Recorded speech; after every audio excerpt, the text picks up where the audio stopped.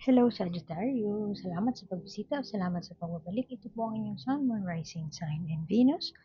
General reading para sa sign ng Sagittarius. Ito po ay para sa Agosto 2026. Kunin niyo lang po kung ano yung nakarelate kayo. Tapon niyo hindi. Kung hindi nakarelate, okay lang yan. Maaaring ang mensahe sa susunod na upload ang siyang makaka-relate tayo. Kaya like, share, subscribe lamang po. Dahil na subscribe para maabutan niyo yung pag-upload ng bagong reading. Kung wala pa rin namang nakarelate, either sa deck na ito, sa deck na yan, o sa Oracle deck, um, no worries. Check back na lang kayo ulit. Or check out other tarot readers kasi marami naman. Okay, Hierophant.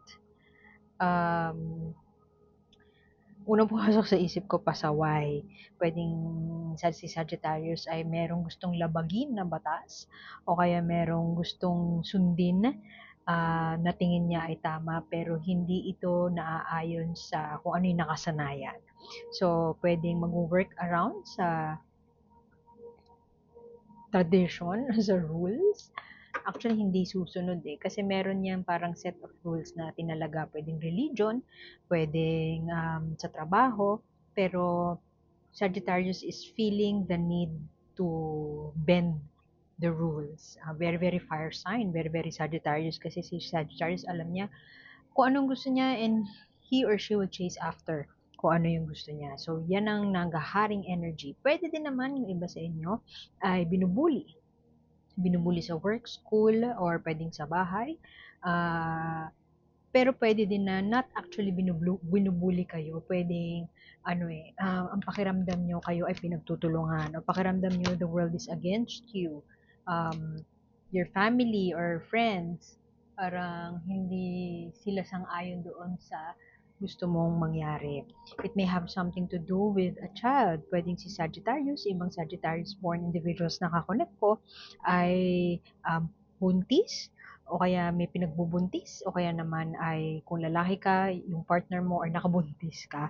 And this is something na gusto nyo ituloy, pero hindi siya sang-ayon sa tradisyon, hindi siya sang-ayon sa family values, hindi siya sang-ayon sa religion o whatever na hindi sang-ayon sa bigger group. And mukhang dyan nang gagaling ang struggle ni Sagittarius. Kasi ang Empress, this is parang fertility.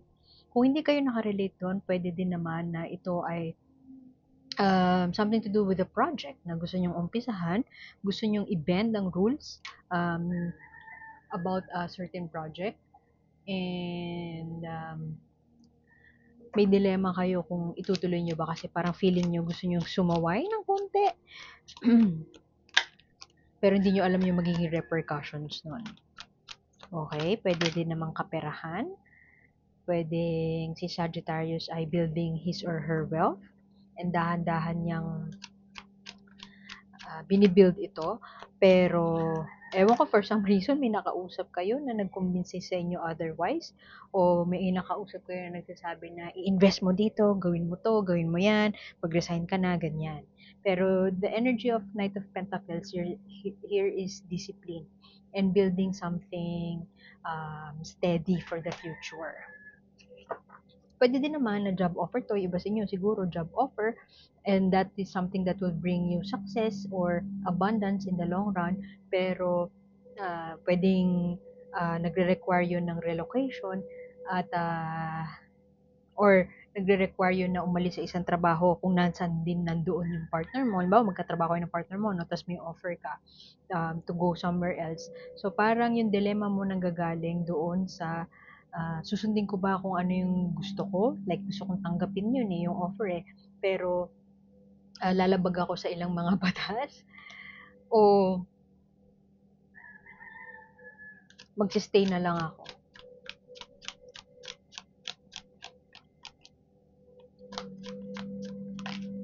Kasi kung titingnan mo siya, naka-ride siya sa horse niya, may mga ibon, pwedeng may message, o yun nga, offer, yung sinasabi ko kanina, offer and ready na siya for a journey. Dala niya yung parang coin dito. Handa na siyang mag-venture forward, handa na siyang gawin ito, pero dahan-dahan lang at hindi pa dalos-dalos. Pwedeng yan ang energy mo, Sagittarius, parang gusto mo slow and steady lang. Pero may mga tao sa paligid mo, pwedeng ito nga, grupo, na nagsasabi na parang go for it o kaya magbilisan mo na, ganyan.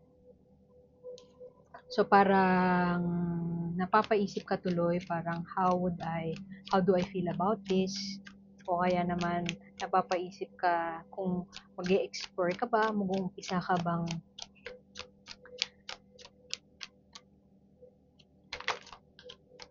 i-explore ito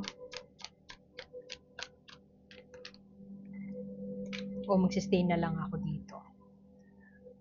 Okay. For some of you, you could be in a situation na parang I feel so trapped dun sa organization nga kung nasan tong grupong to. May rules yung organization na yon na parang gusto mong sawayin. Pero not necessarily sawayin eh. Kasi mag-work around ka lang dun sa rules. Hindi mo naman totally tatalikuran yung rules. Kasi ginagalang mo yung batas, ginagalang mo yung institutional whatever, tradition. Ginagalang mo siya. Pero for some reason, naiipit ka na and parang nararamdaman mo na nakalimita na yung mga rules na yon. Kaya gusto mo nang lumabas doon. Parang you're removing that blindfold na dun sa isang bagay na matagal nang kumulong sa'yo. I mean, you want to do it slow and steady and pwedeng nagpupundar ka na, gumagawa ka na unti-unti ng move para makaalis doon o kaya naman ay mag-work around dun sa rules para lang masubukan pero greater forces are at hand. Hindi ka basta-basta makakaalis. Actually, pwede din na extreme to pwedeng isa lang makarelate dito o wala at all, pero isa kang scenario na nakikita ko dito. Some of you, si Sagittarius, could be in a relationship that is so limiting. In a relationship na hindi mo maamin sa sarili mo na hindi ka na masaya doon. Nasabi ko na extreme kasi pwedeng yung iba sa inyo ay nakabuntis na, pero you are still in a relationship. Nakabuntis ng iba outside the relationship and gusto mo mag-move towards that nabuntis pero ayaw ko natatakot ka. Gawa ka ng kalokohan tapos matatakot ka. That's not me as a tarot reader. Kung ako ay magko-comment, side comment lang. Pero yun, yung extreme scenario na nakikita ko. Ipit na si Sagittarius. At ngayon napapaisip siya, this is no longer bringing me emotional fulfillment. Should I stay or should I go? Aba, nag-isip pa si Sagittarius. Matapos mong gawin yun, nag-isip pa siya. Anyway, gitnang-gitna ng reading mo, Page of Cups. You know that you are in love dun sa current partner mo, pero hindi mo akalain na may in love ka pa pala beyond that. Beyond dun sa tao na yon at hindi sa tao na yon. Sa iba pa. And this is an exploration of that feeling of love. Parang bakit ko nararamdaman to? Bakit ganito? Yun. And magpo-progress yun towards something na getting out of something na hindi na siya masaya and freeing yourself from that limiting situation. I'm so sorry na ganito ang narrative ng Sagittarius reading. Pero you're taking it slow.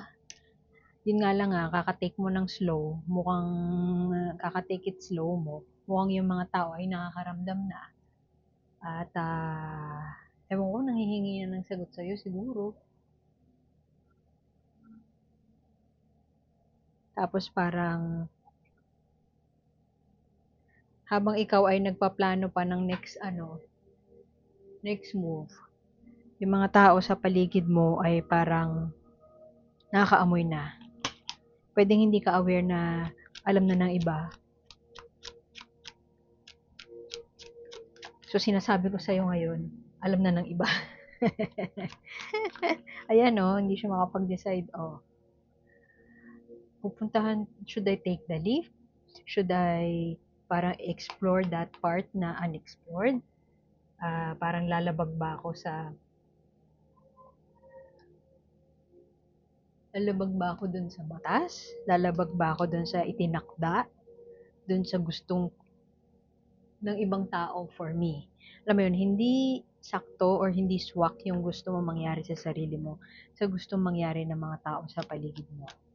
Kung ikaw ay Sagittarius na bata pa, at may ano pa, kumbaga nakakadepende pa, I don't know, sa magulang, sa guardian, ah, hindi ka makakilos kasi yung guardian mo, parang natatakot ka doon sa sasabihin ng guardian mo, or natatakot ka sa responsibilidad na hindi ka pa handang i-take. So, lumabas ulit yung Hierophant to. Double Hierophant. Tradition. Siguro ang advice dito kung nagbabalak ka na mag-venture into a path na hindi ka pa sigurado, wag mong madaliin, planuhin mong mabuti, at wag mong baliin yung batas, wag mong baliin yung rules. Stick to the rules, pero just work around those rules, if I made sense.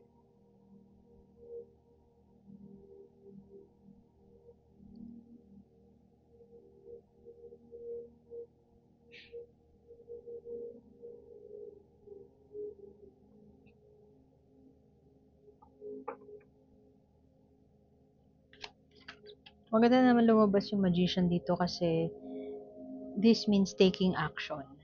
Tapos kinaklarify niya yung Knight of Pentacles.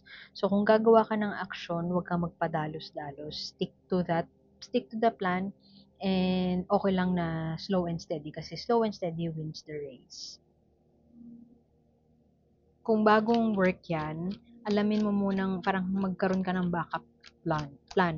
Huwag kang magre-resign ng hindi ka pa nag-a-apply sa iba. Kung love situation naman yan, kung may gusto kang iba, makipaghiwalay ka muna. Basta kung gusto mo mag-venture into something new,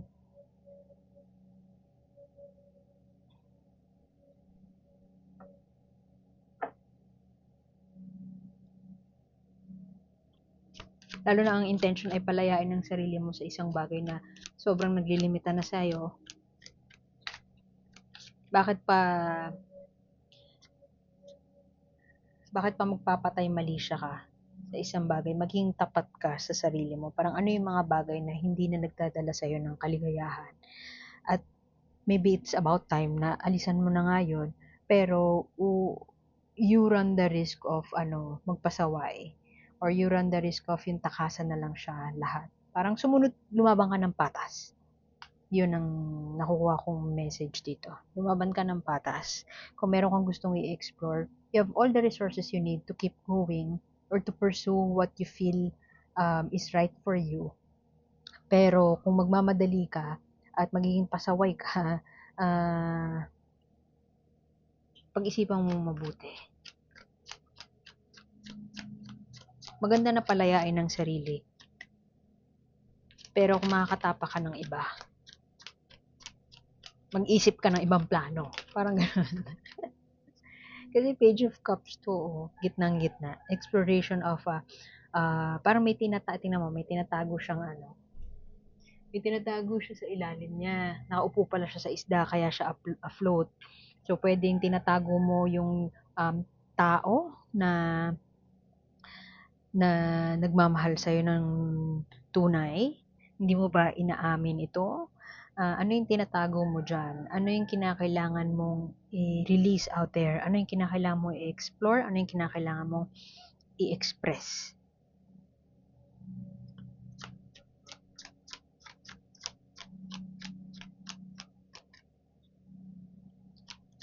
Yung iba naman, nakakita kong scenario dito, yung general kasi, pasensya na maraming scenario ha, kasi general to, maraming, parang libong tao ang makakapanood. At iba-iba ng sitwasyon ng ating buhay. So, yung isang scenario na nakikita ko dito,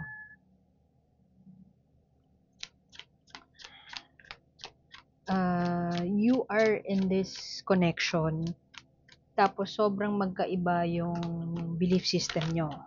Pwedeng ikaw ay ibang religion pala, tas hindi mo inaamin, doon sa nililigawan mo or doon sa ka-connection mo na ito pala yung religion mo at taliwas yon sa religion nila. So, hindi mo nilalabas yon, hindi mo sinasabi yun kasi tingin mo hindi importante o kaya hindi mo sinasabi kasi tingin mo baka masira yung image mo, ayaw niya na sa'yo dahil lang ganun yung religion mo. O kaya ganun yung preference mo. Not necessarily religion eh. Pwedeng preference o pwedeng kasama ka sa isang grupo na tingin mo turn off sa kanya pag nalaman niya na part ka nun. So, may tinatago si Sagittarius na hindi naman sa tinatago, pero parang feeling niya kasi walang need. Feeling mo walang need para sabihin yun. So, it's not exactly pagtatago. It's more of parang wala lang chance para sabihin yun. Hindi naman nag-a-add ng value sa relationship para sabihin pa yun. Pero kung ikaw ay cross-watcher at interesado ka dyan sa tinatago na yun ni Sagittarius, hayaan mo siya na siya ang magsabi nun. Kasi darating naman din sa punto na palalayain niya yung sarili niya from there. At hahanapin niya talaga yung bagay na magdadala sa kanya ng emotional fulfillment. At mukhang ikaw yun. Actually, yung tinatago, pwede ko i-relate back doon sa in a relationship siya. Nakadiscover siya ng parang ngayon nararamdaman niya emotional fulfillment niya with you. So, siya ay torn and parang nakakulong. Sorry sa ingay, nakakulong at aware naman siya. Five of Pentacles. May maiiwan or may mag-ghost.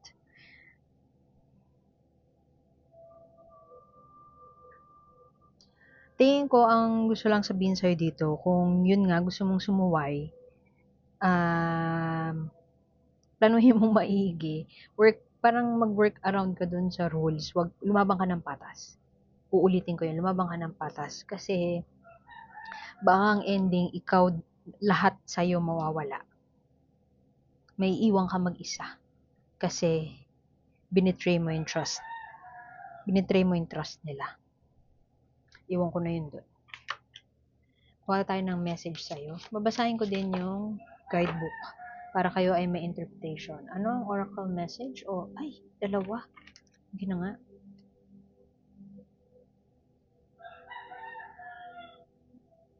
Get out there.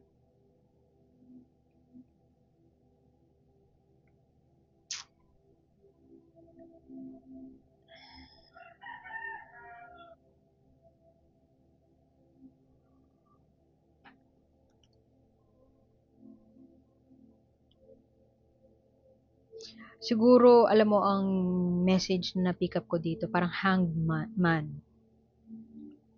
Try to see all sides of the situation. Huwag ka masyadong pakulong. Huwag ka masyadong magpakulong doon sa parang truth na pinalaki sa'yo, na kinondisyon sa'yo. So, kasi there's more out there than this candy castle.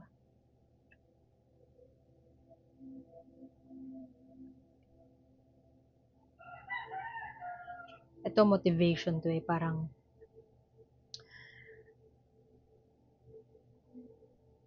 indifference. Ano ba nilalayo mo yung sarili mo sa mga tao? What is it that you are hiding from yourself and from other people? Ayan o.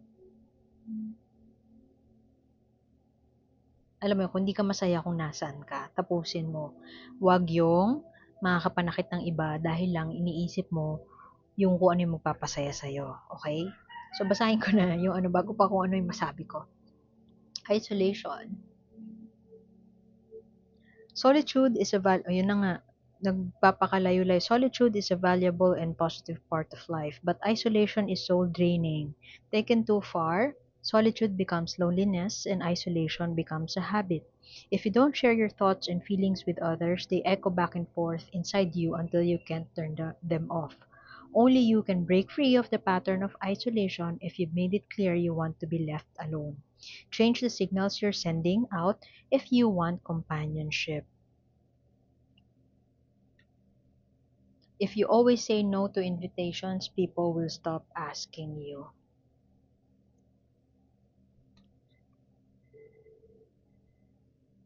Motivation. Things were going along well. What happened? Whether it's from weariness, boredom, or indifference, somehow the situation has become bogged down and no progress has been made. Consider how you can get things moving again. What would motivate your coworkers, family members, or collaborators to participate wholeheartedly again? What incentive can you give yourself to move toward the finish line with more enthusiasm? There's no point in flogging a dying enterprise, but this one may just need an encouraging little touch of the whip. Remind yourself why you got involved in the first place. And also, health issues may be affecting your energy. It's time to reassess your path forward. Pwede din kasi na itong grupo na ito, yung tradition, siya yung talagang nagbabog down sa'yo. So, it's either you convince people para ma-onboard mo yung mga tao na sa paligid mo na against yun sa balak mo. Ma-onboard mo sila. Paano mo sila ma-onboard dun sa bright idea mo? It's either that, you convince them, or you tell them na if you want to walk away from that, you can do so. Pero you have to tell them na parang hindi na tayo aligned, hindi na sakto yung mga pinaniniwalaan natin. Maybe it's time for me to let you go. It's time for me to go. It's time for me to find my own path. Sabihin mo, hindi yung bastang mag-ghost ka lang. Kasi eventually, at the end of your reading, merong mag-ghost, merong maiiwan. Pwedeng ikaw yan. Iiwanan ka after all dahil hindi ka nagsasabi ng tapat, tinatago mo lang yung mga nararamdaman mo, or pwedeng ikaw yung mangiiwan pero it could backfire kasi